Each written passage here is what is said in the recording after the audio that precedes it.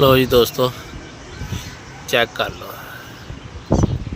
है देखो काला शाह नेर जी, है भी तो गरीब की उड़ा के बैठा है। ठीक है, इधर देखो वो जड़ा सी ना बिल्कुल सिर आ गया और है अपने को ही बह रहे ने।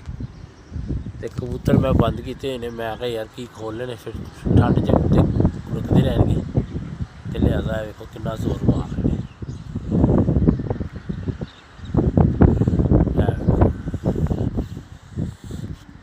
वो जो काला शाह नहीं सी ना छत तक आ गया, ये देखो वो परले पासे धुपेगी ये उधर है। बाकी की करेगा इतने बंदा। ठीक है, है देखो है जुट बह रहा जी किसी का मेरे को।